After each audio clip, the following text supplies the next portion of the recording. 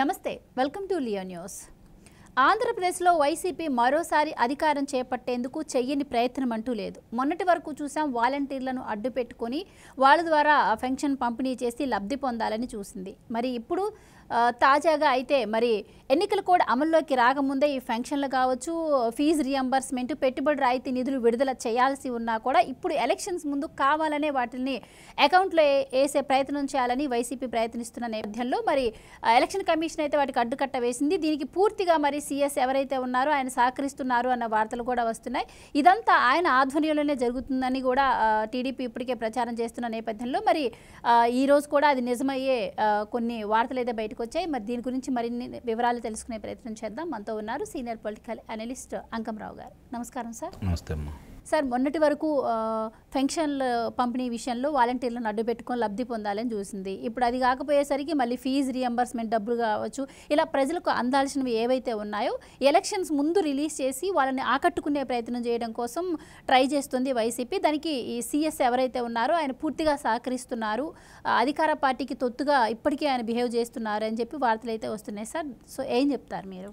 దాంట్లో ప్రతిపక్షాలు మోపుతున్నటువంటి అభియోగంలో చాలా వరకు వాస్తవాలు ఉన్నాయి. ఎందుకంటే ఈ మధ్య ఒక చిత్రం వచ్చింది, జెర్సీ అని, క్రీడాకారులకు సంబంధించి.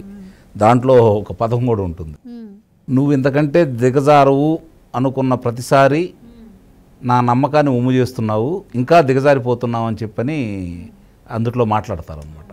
ఇక్కడ పరిస్థితి ఎలా ఉంది అంటే, వరదలు వచ్చింది ఎప్పుడు, రైతులకు ఇబ్బంది వచ్చింది ఎప్పుడు, మరి ఇన్నాళ్ళు ఏం చేస్తున్నారు మీరు? ఎన్నికల ముందే గుర్తొచ్చింది అది. అలాగే ఫీజు రీయింబర్స్మెంట్ గురించి కావచ్చు.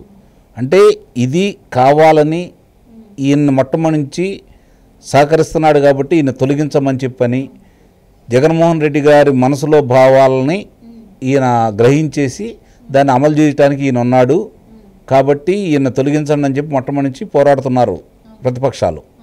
అయినా సరే ఎందుకో కేంద్ర ఎన్నికల సంఘం పెడచెవిని పెడతా వస్తుంది. అసలు ముందుగా తొలగించాల్సింది ఈయన్ని. నిన్న మీరన్నట్టు పింఛన్దారులకు సంబంధించింది చూస్తే 42 మంది బలి తీసుకున్నారు. దీనికి ఎవరు మూల్యం చెల్లించాలి? దీనికి బాధ్యులు ఎవరు? జగన్మోహన్ రెడ్డి గారా, లేకపోతే సిఎస్ జవహర్ రెడ్డి గారా, లేకపోతే ఎవరు దీనికి బాధ్యులు? ప్రతిపక్షాల మీద నేరం మోపాలని చంద్రబాబు నాయుడు గారి సామాజిక వర్గానికి చెందినటువంటి నిమ్మగడ్డ రమేష్ కుమార్ గారిని ఆయన వల్ల చంద్రబాబు నాయుడు గారు చెబితేనే న్యాయస్థానానికి వెళ్ళాడని చెప్పిన దుష్ప్రచారం చేయడానికి దాన్ని ఉపయోగించుకున్నారు కదా. ప్రజలకు అర్థమైపోయింది జరిగింది ఏం చేస్తున్నారు అనేది. ఈరోజు మళ్ళీ ఇలాంటి కొత్త నాటకాన్ని తెరదీశారు. సో దీని మీద చర్యలు తీసుకోవాలి. ఆయన తొలగించడం కాదు, చర్యలు కూడా తీసుకోవాలి. ఈ నిబంధనలను ఎందుకు తొంగలో దొక్కుతున్నాడు? ఇప్పుడు వెంకటరామరెడ్డి గారిని విధుల నుంచి తొలగించమని చెప్పిన తర్వాత 8వ తారీఖు కేంద్ర ఎన్నికల సంఘం పంపిస్తే ఆయన 15వ తారీఖు దాకా తొలగించలేదు. ఇట్లాంటి మరి కొంతమంది అధికారులను ఎన్నిక పిలిపించమన్నా కూడా దాన్ని పక్కన పెట్టేశారు. అయినా సరే మిగిలినందరం తొలగిస్తూ ఈయన ఎందుకు తొలగించలేదు అనేది ఇప్పుడు కూడా అర్థం కాని విషయమే. అంటే ఇక్కడ ఏదో జరుగుతుంది, అది మాత్రం వాస్తవం. మరి ఆయన ఎందుకు కేంద్ర ఎన్నికల సంఘం ఇంత జరుగుతున్నా కూడా చూస్తూ ఊరుకుంటుంది అనేది. కాకపోతే ఒకటి, రెక్కలన్నీ ఇరిసేస్తున్నాయి కాబట్టి ఎగరలేరు. ఇంకా జరిగే పరిణామాలన్నీ ఇప్పుడు ఎన్నికల సంఘం దానికి తప్పుబట్టింది కాబట్టి ఇప్పుడు ఆయన ఉండా ఒకటే, తొలగించినా ఒకటే. పెద్ద నష్టం జరిగిద్దని అయితే నేనైతే భావించట్లేదు.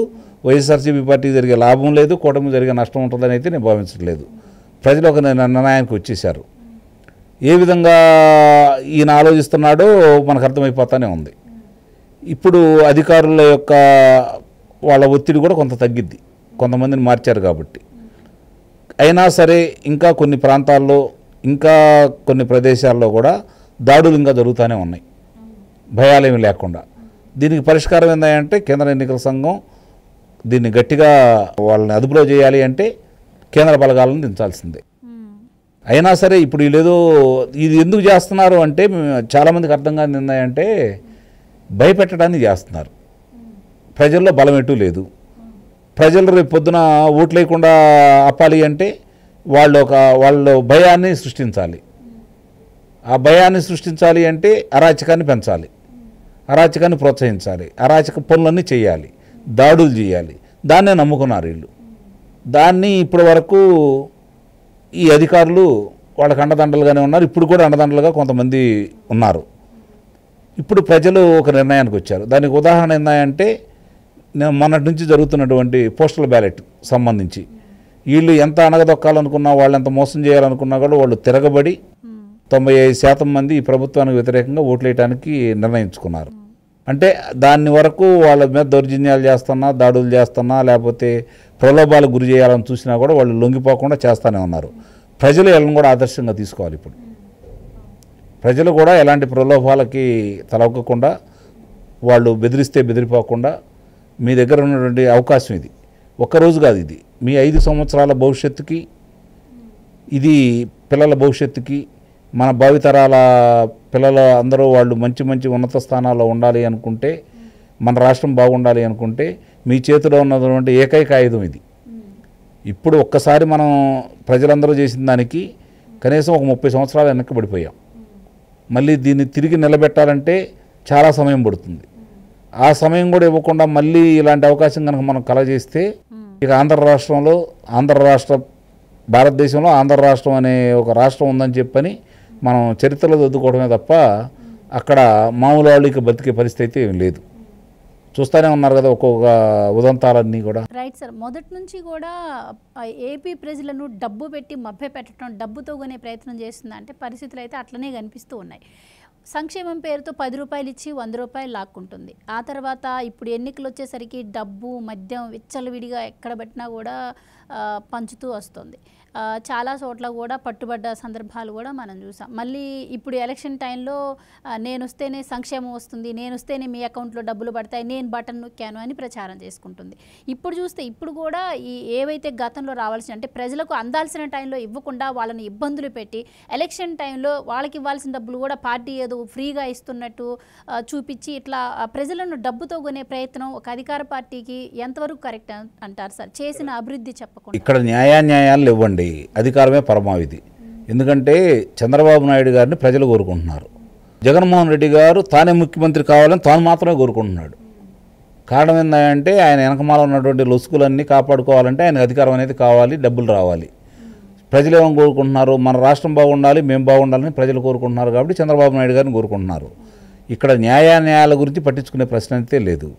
ఇప్పుడు ఈ పథకాల వల్ల అన్నీ జరుగుతాయి, డబ్బుల వల్ల కొనుక్కుంటున్నారు అంటే అది కూడా మూర్ఖత్వమే. ఎందుకంటే ప్రజలందరూ కూడా డబ్బులకి లొంగిపోతారు అనుకుంటే డబ్బున్న వాళ్ళందరూ ప్రధానమంత్రులు అవుతారు, డబ్బున్న వాళ్ళందరూ ముఖ్యమంత్రులు అవుతారు కదా. కాబట్టి ప్రజలు చైతన్యవంతులే. కొన్ని సందర్భాల్లో ఆయన కలిసి వచ్చింది గత ఎన్నికలు, ఈ తర్వాత ఎన్నికలన్నీ అతనికి ఎదురు తిరుగుతూ ఉన్నాయి. ఇవాళ పరిస్థితుల్లో ఆయన ఊహించుకున్నవన్నీ అయితే ఏమి జరగవు. ఇది మాత్రం వాస్తవం. ఇందాక మీరు అన్నారు డబ్బే ప్రామాణికంగా, డబ్బు ద్వారానే చేయాలనుకుని చెప్పని భావిస్తున్నారు, ప్రజలకి దాన్ని అందజేయాలనుకుని చెప్పని అనుకుంటున్నారు. పథకాలు ఇప్పుడు రేపొద్దున ఇదిగో మేము ఈ ప్రజలకు ఇది చేసాం, ఈ నీటిపారుదల ప్రాజెక్టులను పూర్తి చేసాం, దానివల్ల సాగునీరుకి తాగునీరుకి ఇబ్బంది లేదు, విద్యుత్ దానివల్ల మనకు వస్తుంది, ఇది చెప్పుకోవాలి. ఈ రహదారులు నిర్మించాము, అట్లాగే దీనివల్ల పరిశ్రమలు వచ్చినాయి, అది చెప్పుకోవాలి. అది ఈ పరిశ్రమలు వచ్చినాయి, ఇంతవరకు ఉద్యోగ కల్పన జరిగింది, దాని గురించి మాట్లాడుకోవాలి. అవేమీ లేకుండా మేము పథకాల ద్వారా డబ్బులు పంచాము, మీరు మాకు ఓట్లు వేయండి అంటే ప్రజలు వేయడానికి సిద్ధంగా ఉన్నారని అయితే నేనైతే భావించట్లేదు.